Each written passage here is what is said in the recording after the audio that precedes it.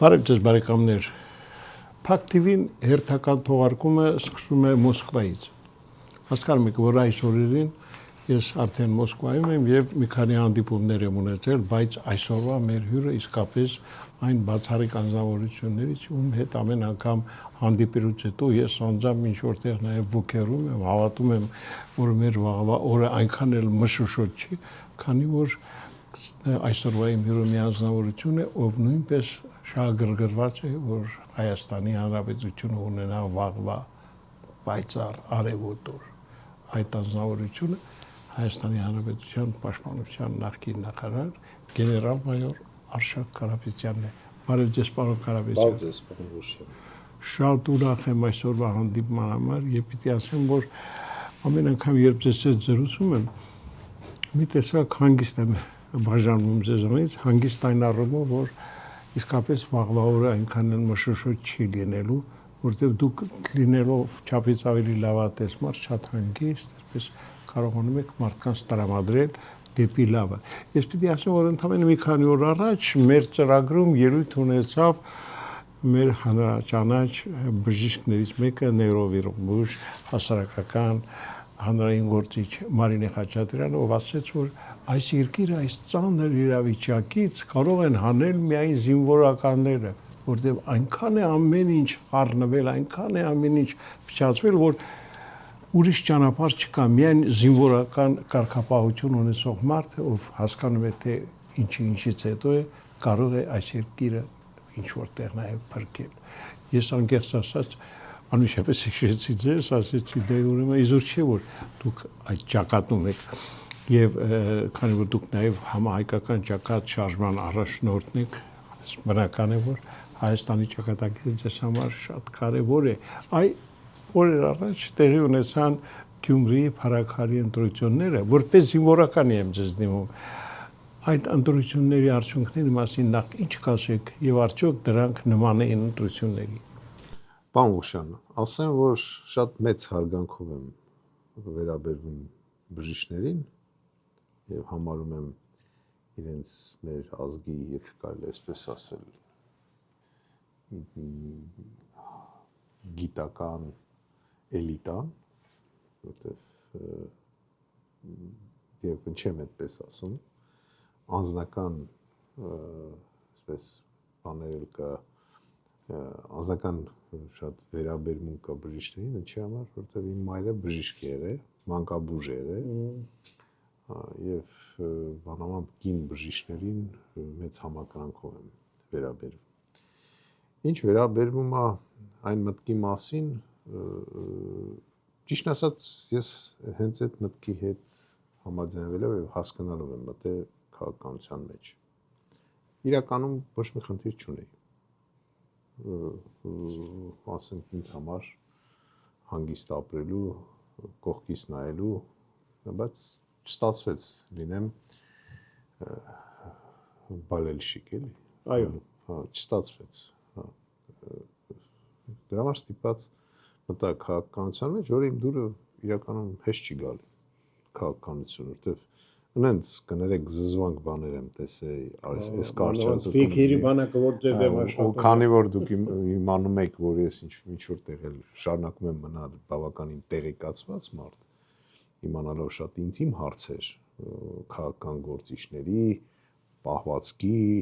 վարվելակերպի, իրենց անձնական իրական գնահատականները, որ իրենց մեջ իրենք տալիս են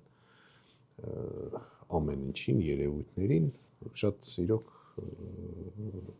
շատ ծանր է այդ հարցերով զբաղվել, բայց զբաղվում ենք, առաջ են գնում։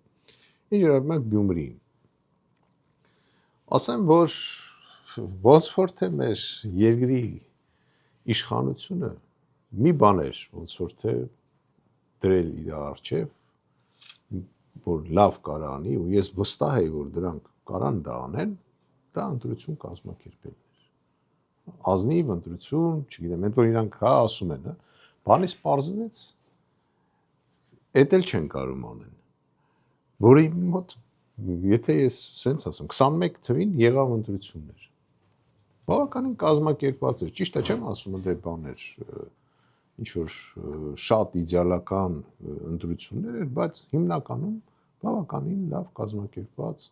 օրենքի դաշտում ընտրություններ էր։ Գյումրի ընտրությունները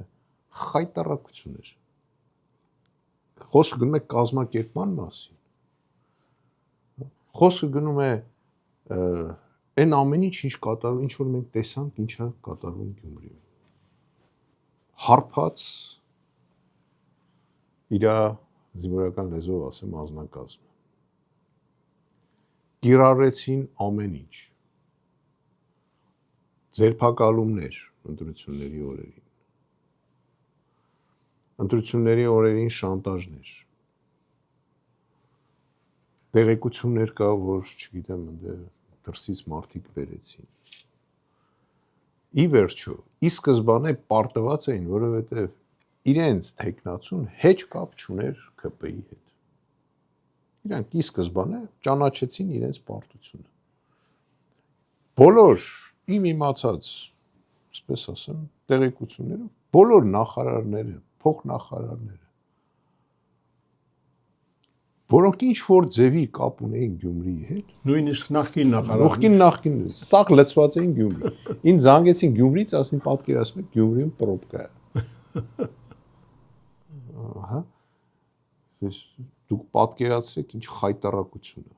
բարդակ։ Էդ էլ չեն կարող անել։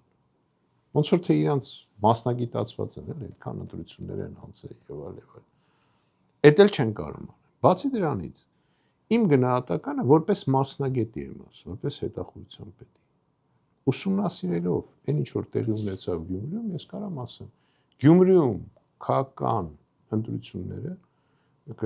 քաղաքապետի ընտրությունները հիշեցնում էին 21 թվականի Հայաստանի ընտրությունները։ Նույն դեմքերը, նույն դաշտում, քաղաքական դաշտում խաղացողները, եթե սենց այսպես նայենք, Գյումրին մոտավորապես 5 տարի հետ է մնացել, թող չնեղանան ինձնից գյումրեցիք, այդ առումով։ Եվ ինչ ենք ստանում, տեսնում ենք այն, ինչ որ միշտ տեղի է ունեցել բոլոր ընտրությունների ժամանակ Հայաստանի Հանրապետություն։ Պաշտոնի արևտուր, ամոթ էլ չեն անում։ Միշտ ասած, մի մարդ, ես չեմ ճանաչում այդ մարդուն, մի մարդ հայտարարեց, որ եթե ինքը ընդդիմությունը, եթե պիտի կոալիցիա կազմի, եթե իր ձայները քիչ կլինի, ինքը կմիանա ցանկացած հաղթող ընդդիմության, կարծեմ Վարդան Ղուկասյանն էր։ Այո։ Չեմ ճանաչում այդ մարդուն, չեմ ուզում գնահատական տամ, գիտեմ, որ նախկին քաղաքապետն է,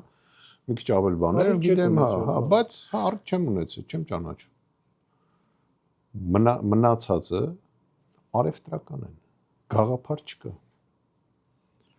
Ես դրանից եմ ցավում։ Իմիջիայլոց ոչ էլ իշխանության մոտ գաղափար չկա։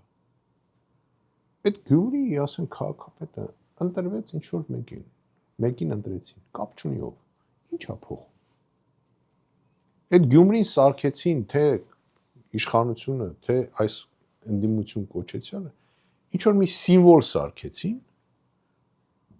ու այդ սիմվոլի համար գլուխները ջարդելով գնացին, սկսին երկու կողմները սկսին օրենքներ խախտել, սկսին իրար սպառնալ, ձերբակալել եւ այլն։ Չեմ հասկանում։ Ես կասեմ, որ իշխանությունը փորձելով ձեռք բերել տակտիկական հաղթանակ, ինքը կրեց ստրատեգիական պարտություն։ Կապ չունի հիմա ով է Գյումրիի քաղաքապետը, իրական։ Որտեղ ոչ մեկ կապ չունեն, ոչ մի կուսակցության հետ գաղափար չի աշխատել։ Եթե տեխնացուն ինչ որ կուսակցությունով ներկայացել է, դե հիմա քանի հոգի են ընդ այդ տեխնացուները։ Եթե հիմա ուզենք թվարկենք կուսակցությունները, չեն կարող։ Այո։ Չեն կարող, անձերի ընտրություն է եղել, գաղափար չի եղել։ Հա, անձերը ճիշտ խոսել են իհարկե, ոնց որ պետք է, բայց է անձ են ընտրել։ Ասում բան չեն ընտրել, կուսակցություն չեն ընտրել, եթե կուսակցություն չեն ընտրել,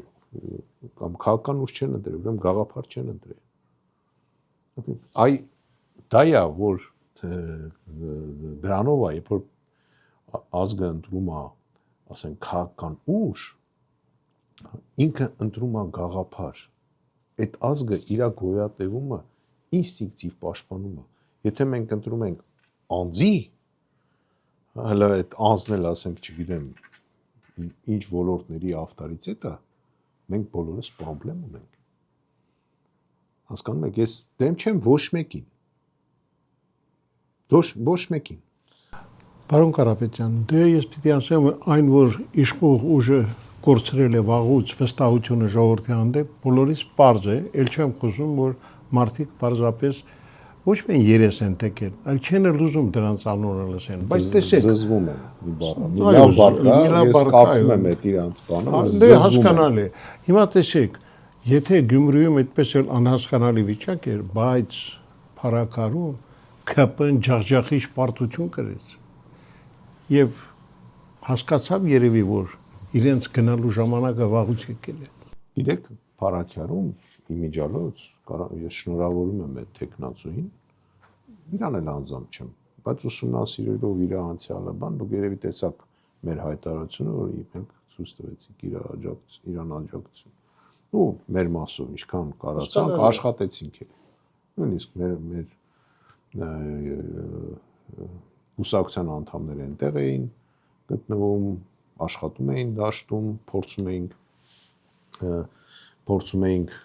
սատար լինել եւ իսկ կոնկրետ ընտրության օրը նույնիսկ մերոնք եւ շտաբում են եղել իրենց բանն են հայտնել։ Ես իհարկե շնորհավորում եմ, բայց նորից եմ ասում հետեւյալը։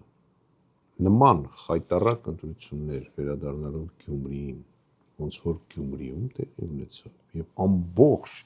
պետական ներուժը Փառաքյարը մոռացան, արդեն գիտեք խի, իրանք սխալ տեղեկություն ունեին, որ Փառաքյարում իրանք ունեն 60%։ Դամար Փառաքյարով չզբաղվեցին։ Կարծում եմ այդ իրեն զեկուցողը շուտով խնդիրներ կունենա։ Ես գիտեմ, որ այդ զեկուցը եղել է Նիկոլ Փաշինյանի դեմը, որ Փառաքյարում իրենք 60% ոչ մի խնդիր չունեն։ Դրա համար սա նետվել են Գյումրի, երբ որ նետվել են Գյումրին էլ չեն հաղթել։ Հասկանում եք, այնտեղ էլ պարտվել են, ուշադրություն չեն դարձրել։ Գյումրի հասան որոշ հարփակ լակած։ Դա, հիմա էլ ասում է, տեսակ ասում է, մենք իրական դեմոկրատական երկիր ենք, դրա համար էլ մենք պարտվեցինք։ Այդ դեմոկրատական երկիրը ո՞րն էր, որ դու այդ օրերին մարդկանց ես կալանավորում, կամ այդ օրերին դու զբաղված ես այդ խմած փողոցներով մարդկանց սպառնում եք, չգիտեմ ինչեր եք անում, զանգում եք, ասում եք պետք է գաս ընտրությունների, այն ինչ որ ասում են քրեական գործ են հարուցել, որ ինչ որ զանգել է, չգիտեմ, այդ Վարդան Ղուկասյանը ինչ որ տես բան կարդացել, չգիտեմ ճիշտ է թե չէ, հա, անեկդոտ է։ Իրոք խայտարակություն նկարչության master sport են։ Այն մի հատ բան կա, այս վերջերս դատա եղել, չեմ ուզում անունը տամ, որ ինչ որ ձևի վնաս չհասնեմ։ Դատի ժամանակ վկային կանչում են, գեներալ են դատում։ Դատի ժամանակ վկային կանչում է, դատավորը ասում է, դուք այսպես ցուցմունք եք ստորագրել։ Վկան ասում է, ես այդ քննիչ էլ չեմ տեսել։ Ես ցուցմունք էլ չեմ տվել, քանի որ ինձ ոչ մեկ չի հարցաքննել։ Պատկերացնում եք ինչ է կատարվում մեր երկրում։ Ու ես ճիշտ ասած նորից վերադառնալով այդ մեր քննիչներին զարմացած եմ իրենց վստահության վրա։ Ժողովրդական լեզվով ասած շունը տիրոջ չի ճանաչում։ Պատկերացնում եք քսերոքսը արե բաները այդ ցուցմունքները մարդուն կանչում են ասում է ես քննիչ չեմ տեսել։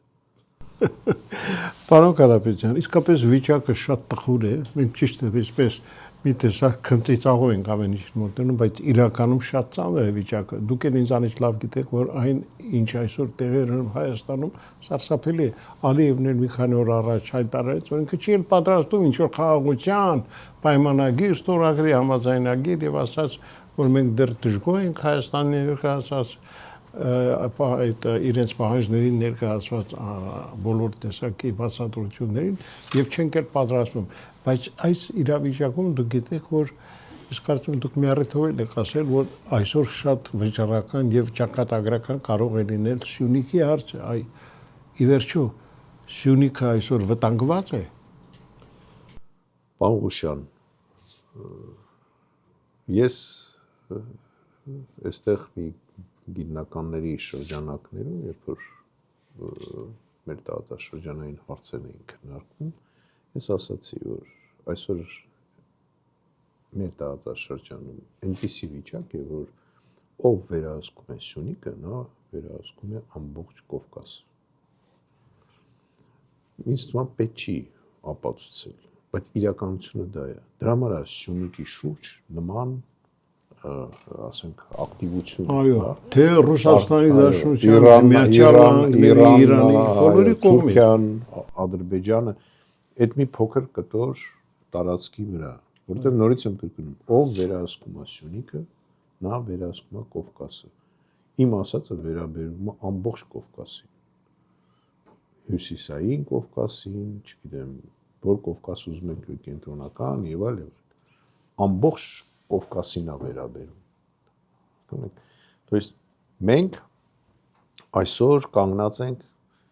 մի հարցի առջև։ Մեր հարցը գոյատևումն է։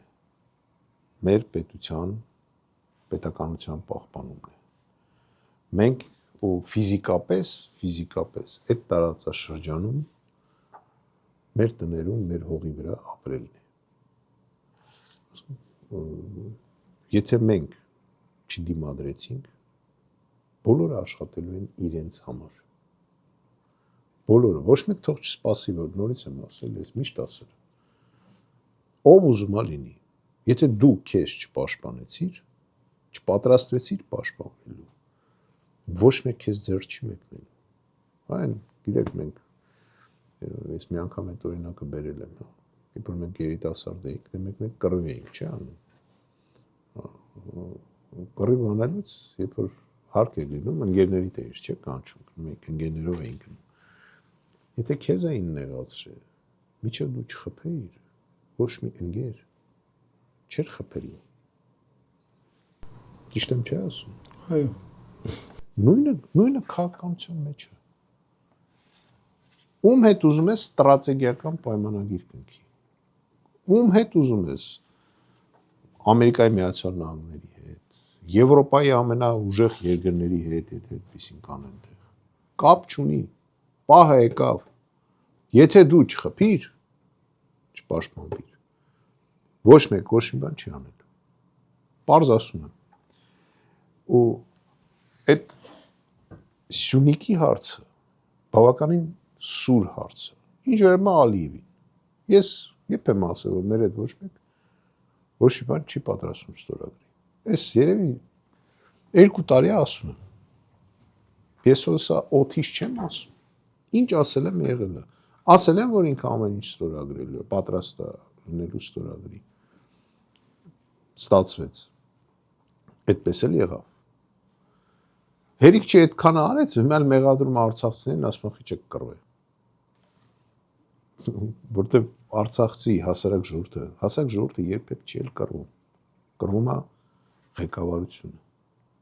Մեր ղեկավարությունը լցրել է տակները, այն խեղճ ժողովուրդը ինչ անի։ Հասկանում եք։ Ուզում եմ ասեմ, որ մեր հետ նորից եմ կրկնում, ոչ մի փաստաթուղթ չի կնքելու։ Մինչև մենք չզբաղեցնենք մեր չհիշենք, կներեք, մեր արժանապատվության մասին եւ մեզ չպահենք արժանապատիվ։ Եթե այդպես չեղավ, դա այդպես է։ Իսկ Ալիևը 2 խնդիր ա լուծում իր համար։ Առաջինը, հայերը պետք են իրեն, ինքը միշտ պետք է սպառնա հայերին, որ կարողանա միշտ լինի իշխանության։ Պատկերացրեք, հայերը չլինեն արդեն այդ հարցը չլինի։ Ինչով է զբաղվելու Ադրբեջանի ժողովուրդ։ Ալիևով։ Էլ ինչ ունի զբաղվելու։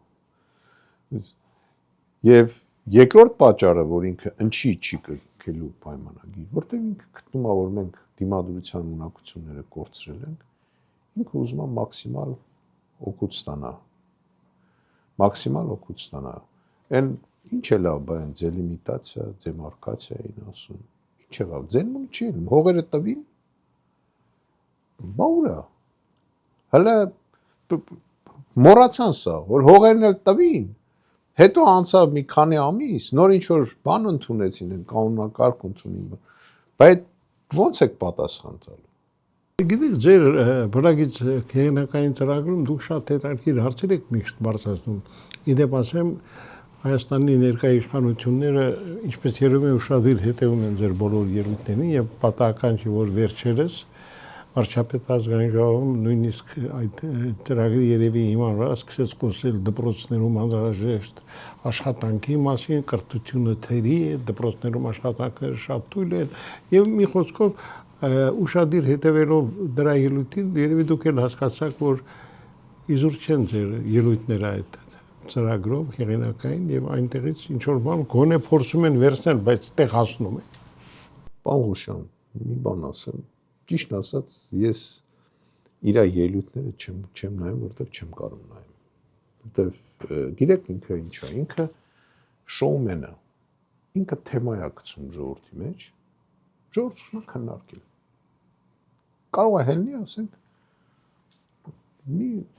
ոնց ասեմ, չեմ ուզում այդ բառն ասեմ, կոպիտ բառ է, էլի, գիտեք որ ես անձնական չեմ վիրավորում, հա, բայց մի հատ նեն խելքից դուրս բան ասի, սաղ սկսենք քննարկել։ Մեկ էլ հաջորդ օրը կարող է ասենք հեծանիվ քշի, հետո կարող է ձվածեղ սարքի, հետո էլի մի հատ աբսուրդ բան ասի, հասկանում եք, ինչ որ մեր պատմությանը վերաբերվող, եղերնուն վերաբերվող, գցում է ժողովրդի մեջ, մենք սաղը սկսում ենք քննադատել։ Եթե ինքը մեր բնագից հաղորդումը նայում է, եթե այդտեղ մենք ինչ որ բան ենք հուշում, ես ուրախ եմ։ Ի վերջո մենք պաշտոնի կռիվ չենք անում, մենք ուզում ենք իրենց հեռացնենք մի պատճառով, որտեղ ես տեսնում եմ, որ իրենք չեն կարող երկիրը ղեկավարել։ Ես մի անգամ դա ասել եմ, հələ միջև իր վարչապետ դառնալը իր երեսին։ Ես բոլոր ղեկավարների երեսին, եթե շանս եմ ունեցել, ասել եմ այն ինչ որ գտել եմ ճիշտ։ Իրան էլ եմ ասել դա։ Որ ինքը չի կարող երկիր ղեկավարել։ Ու ինչքան շուտ գնա, չնայած արդեն ուշ է։ Այն 23 թվականին, որ ես իրան ասեցի, ինքը եթե գնար, ինքը ինչ որ շանսեր ուներ, ինչ որ ձևի պրծներ։ Հիմա բացարձակ շանս չունի։ Ինչ որ իր այդ ելույթի, ճիշտ ասած, ես չեմ նայ այդ ելույթը, բայց ինձ պատմել են այդ ելույթի մասին, որ ինքը ասել է, այնտեղ կադրեր չունենք, գրագետ, դպրոցների վիճակետ, մասնագետներ չունենք, չգիտեմ ինչ չունենք, եւ այլ։ Բայց կներեք 7 տարի դուք իշխանության եք։ 7 տարի։ Ինչքան է դպրոցը ավարտելուց հետո 4 տարի է, չէ՞, պետք կարծեմ այդ ինստիտուտը ավարտել։ Այո։ Մյուս տարին հիմա 8։ Դուք կարեք 2 սերունդ ուսուցիչ պատրաստեիք։ Բա ով պիտի զբաղվի կադրերով։ Կներեք, պարոն Ղուշյան, հո դուք չեք զբաղվել։ Դա ձեր պարտականությունների մեջ չի մտնում։ Ինքը թողես ամեն օր ասի սրա ձեռից էս առանք, իրան դրել է բանի տեղ են, բոբո ձաձայի տեղ։ Ինքը բանի դատախազին ասենք կանչի կառավարության նիստին, ինչ իրավունք ունի։ Գիտեք, միակ երկիրն ենք, միակ պարլամենտական երկիրն ենք աշխարհում, որ ոչ թե պարլամենտն է նշանակում վարչապետ, վարչապետն է նշանակում պարլամենտ։ Այն դեպքում, որ պարլամենտը մեր մոտ գերագույն իշխանությունն է։ Քանի որ մենք այդ երկիրն, միակ երկիրն ենք աշխարհում։ Դրա համար բարդակ է։ Ինքն էլ անգրագետ։ Իսկ կներեք, բոլոր համարյա երկրներում աշխարհում կա օրենք, որ անգրագետ մարդը չի կարող զբաղեցնել երկրի ղեկավարի պաշտոն։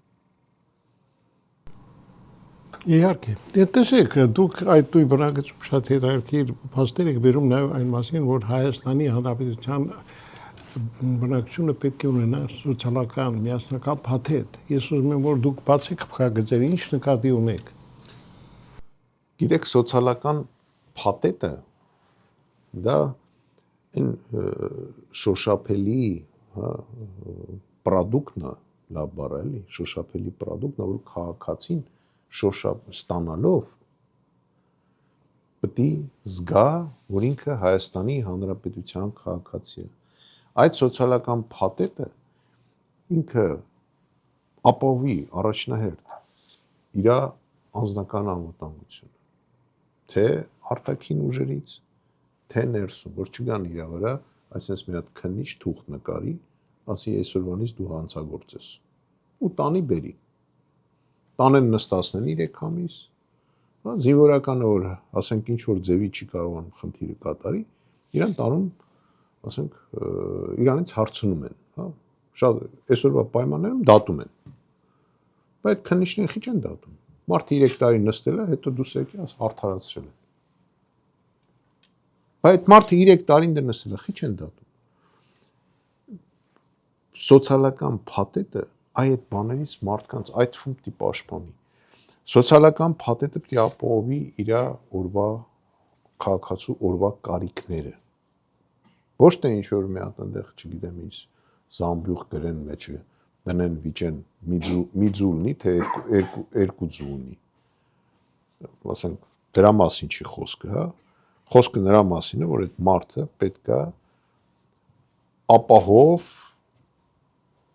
լինի եւ ապահովագրած լինի իր կյանքը։ Ինքը պետք է ստանա անվճար բժշկական սպասարկում։ Ու գիտեք, չեմ ասում մասնավոր բժշկությունը փակել, չէ, եթե չի ուզում, թող գնա մասնավորի մոտ, բայց եթե չի կարում, ինքը պետք է ստանա, ինչ է նշանակում, չգիտեմ, ասում են, գիտեք, այդ սիրտը որ բան են անում, ասում են 2 կլապանա մեզնից, մնացածը քեզնից։ Ոնց։ Աբսուրդ է։ Աբսուրդ է։ Դե ապահովես այդ մարդու կյանքը։ Ով պետք է գա, բայց այն մնացած կլապանների այդ ստենդերը որտես վերցնի։ Չէ՞ որ այդ սիրտը 2 կլապան չունի։ Դե ապահովես ամբողջը։ Ոնց կարաս, եթե մեքենան ասենք կներեք պահանջում է մոտորը փոխել, բանը մոտորը փոխելու դու դնես մոտորը կիսա ռեմոնտ անես։ Այդ մեքենան չի գնալու, չէ։ Մարդը պետք է լինի ապահով։ Կրթությունը պետք է ստանա։ Դպրոցականը պարտադիր, մեր գաղափարախոսության մեջ, եթե չի ընդունում բարձրագույն, ինչ պատճառներով, չի ընդունում բարձրագույն կրթություն ստանա, ուրեմն մասնագիտականը պետք է լինի այդ թվում պարտադիր։ Դպրոցը ինքը ավարտեց, դպրոց։ Ինքը պետք է ստանա մասնագիտություն։ Ինքը պետք է պատրաստ լինի ապրի։ Եթե նա մասնագիտություն չունի, դպրոցից դուրս եկավ, ու ոչ մի մասնագիտություն չունի այդ մարդը, ինքը ինչ է, ինքը կամ պետք է գող դառնա, կամ բոմժ դառնա, կներեք խոսքերից համար։ Իսկ մենք այդքան շատ չենք, մենք ինչ պրոբլեմ ունենք, մարդկանց մասնագիտացնենք։ Ուզում եմ ասեմ, այդ փաթեթը բավականին մեծ է, ու մենք մեր մոտ ռեալ է, ես ճիշտ ասած չեմ ուզում շատ բաներ բացեմ, օրինակ մենք ընդ ունիկալ մտքեր ունենք կապված հարկային դաշտի, ու աստիճանաբար տարիների ընթացքում մենք բերելու ենք նրան, որ ֆիզիկական անձը, օրինակ, ուզում ենք բերենք դրան, որ հարկ չմուծի։ Ֆիզիկական անձը, խոսք չէ թվում իրավաբանական անձերի մասին, բայց դրա համար մենք պետք է զարգացնենք արտաբանը, տնտեսությունը, վստիգանք դրան։ Ես պիտի ասեմ, որ ձեր գլխավորած կառույցը դուք էլ անձամբ շատ շահագրգռված եք ժողովրդական աշխարհազորից ստեղծման եւ ովքեր իմիջիալուց կարող են անդամագրվել այդ կառույցին։ Մեր մոտ այդ աշխարհազորը մենք հավաքում ենք նրա համար, որ հարկ եղած դեպքում չգանք անակնկալի, որ մեր երկրի ղեկավարությունը ոտքի կանգնի եւ իմանանք, որ փախել է, հիշում եք այն մի հատ կինո կար, չէ՞, որ ասում է հայդա նվագախմբի հայդա դեպի ուր, չգիտեմ, հայդա Փարիզ, հա։ Մենք այդ բանը ոնց էր դրա համար են այդքան Ֆրանսիայի հետ մտերմություն անում։ Լավ ուսումնասիրել։ Հա, լավ ուսումնասիրել։ Մենք այդտենց անակնկալի չգանք։ Մենք կարողանանք պաշտպանվենք։ Եվ այնտեղ կարան հիմնականը իհարկե մենք ուզում ենք, որ զինվորական անցյալով մարդիկ լինեն, բայց եթե կան քաղաքացիներ, սպորտսմեններ, առողջ մարդիկ, որոնք կարան ինչ-որ ձևի օգտակար լինեն այդ նման կասեի զինվորական կառույցի, նման է զինվորական, ինքը զինվորական չի, եւ հարկ եղած դեպքում մենք կարողանանք մեր սահմանները պաշտպանենք, անպայման պետք է բան անեն։ Երևի թե միանան այդ աշխարհազորին։ Բացի դրանից ճիշտ ասած զարմացած եմ, օրինակ զինվորական այդ բաների, սպաների, բաների մասով էլի։ Ну, նախքին որ ասենք այսօր, եթե դու տաքսի պետք է քշես, նոր ինձ ասում են ինչ որ նստել են մեր տղաներ նստել են տաքսի վարորդը եղել է փոխգնդապետ։ Ну, նախքին այսինքն սպայստազորի փոխգնդապետ։ Դե եթե դին կարում ես դա անես, ցանկացած աշխատանք պատվավոր, չնայած ես գտնում եմ, որ չպետք է փոխգնդապետը այն վիճակի լինի, որ տաքսի քշի, որ տուն պահի։ Հա, ինչ սումա նման մարդիկ ավելի լավագան մեր մոտ պայքարեն, որ մենք այդ սոցիալական փաթեթը կարողանանք ապահովենք, որ զինվորականը ստանա պատվավոր թոշակ։ Դպրոցի դասատուն բարձրատրվի եւ ստանա թոշակ նորմալ, որ գա այդ ծանր աշխատանքը դա դուք ամեն մարդ չի երեխաների համար, որ երեխաների հետ կարա աշխատի, ու հետո դա շատ բան ծանր աշխատանք է։ Ես ես ասում մի հատ չեմ ուզում անունտամ, մի հատ բարեկամ ունեինք ուսուցիչ,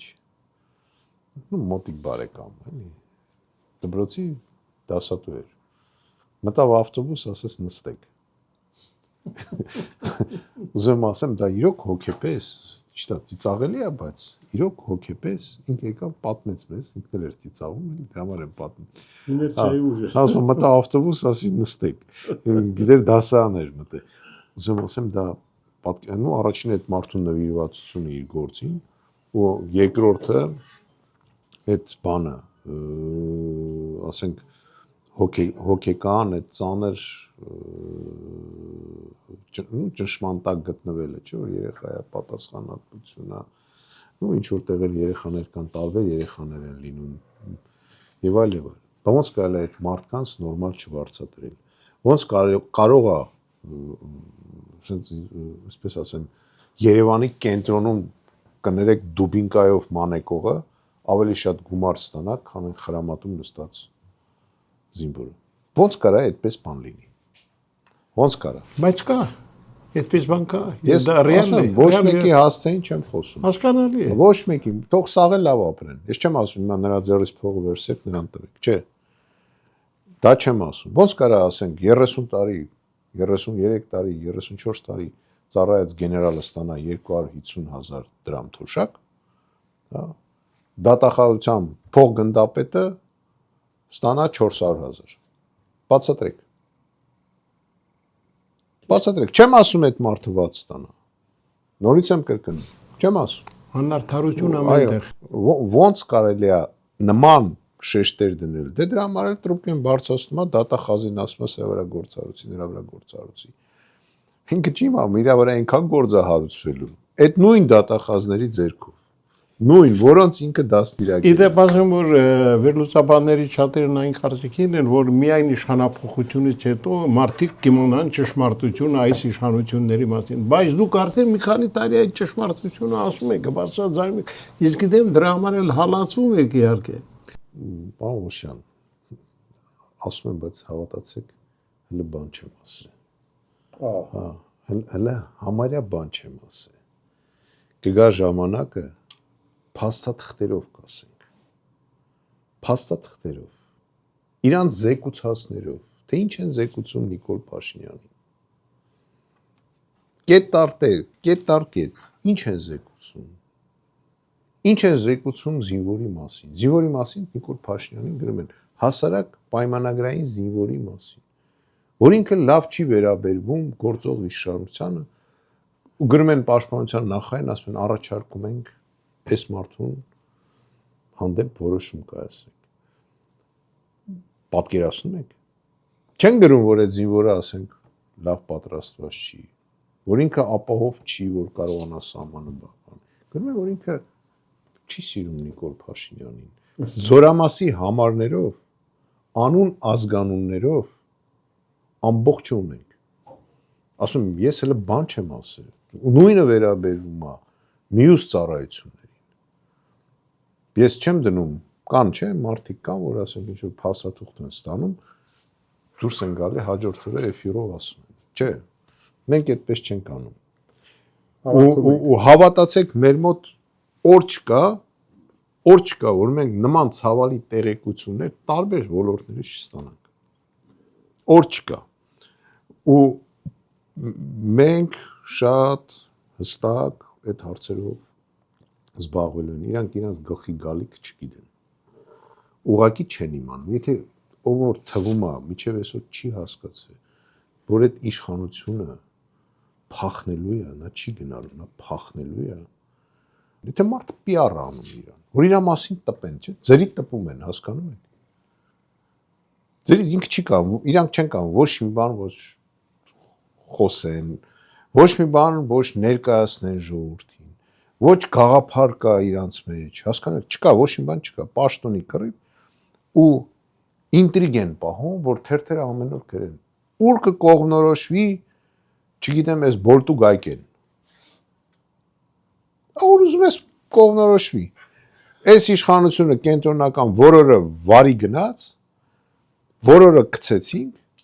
մենք անցնելու ենք նախագահական ընտրությունների եւ բոլոր քաղաքապետերը լինելու են նշանակովի։ Պարոն Կարապետյան, իսկապես շատ հետաքրքիր փաստեր կան, որ դուք չեք ուզում այսօր, չգիտեմ, բացել փակագծերի միջև վերջ, բայց ես ուզում եմ դիմել մեր հեռուստադիտողներին ասելով, սիրելի բարեկամներ, իսկապես այն տեղեկատվությունը, որ ունի Արշակ Կարապետյանը, շատ այսպես մեծածավալ է, շատ հարուստ եւ ես քանի որ փոքր ավելի ձեզանից տեղեկացված եմ,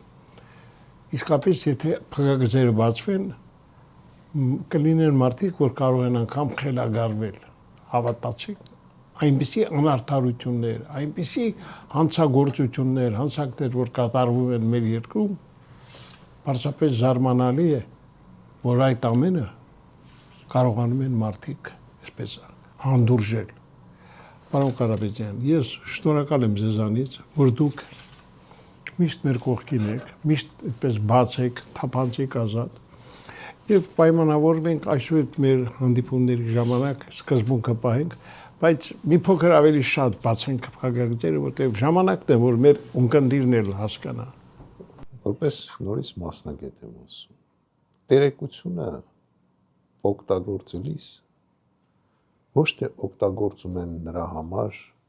որ դու բոլորին թվաս, որ դու ամեն ինչ գիտես, ու դրանով այդ տեղեկությունը կրակես եւ վերջանա։ Չէ, տեղեկությունը պետք է օգտագործել ի նպաստ մեր երկրի, կոնկրետ եթե մեր մասին է խոսքը, մեր երկրի այդ պահը կգա, երբ որ մենք տեսնենք, որ դա օգտագործելով մենք ստանում ենք արդյունք, մենք անպայման այդ պահին դա կանենք։ Հակառակ դեպքում ափսոս է, մենք հիմա սա տարածենք։ Ուղղակի ափսոս է, որտեվ ես նորից եմ ասում, ես սովոր չեմ, այսպես ուղղակի դնեմ PR անեմ, որ ասենք, ասեցինք, այս Նիկոլը էլի ինչ որ մի բան արել է։ Եթե դա բան չի փոխելու այս պահին, ինչի ասենք։ Իսկ կգա պահը, երբ որ մենք կասենք ու ինքն դեից կթռնի։ Եվ ժողովուրդը այդ ժամանակ կտեսնի դա։ Գործողությունը կանենք այդ տեղեկության ֆոնի վրա։ Հասկանալի է, պարոն Կարապետյան, ես ակամայից նորից հիշեցի Մարինա Խաչատրյանին, ով ասաց, որ այս երկիրը այնպիսի սարսափելի վիճակում է, որ միայն զինվորականները կարող են գալ ինչ-որ բան շտկեն։ Երբ դուք էլ հասկացաք, թե ինչ նկատի ուներ Մարինա Խաչատրյանը։ Հուսանք, որ այդ լավ օրերը սարերի ետևում չեն։ Շնորհակալ եմ։ Սիրելի բարեկամներ, Հայաստանի Հանրապետության պաշտպանության նախկին նախարար, համահայկական ճակատշարժման առաջնորդ գեներալ-մայոր Արշակ Կարապետյանն էր այսօր Փակ TV-ում։ Մնացեք լավատես, ցտեսություն։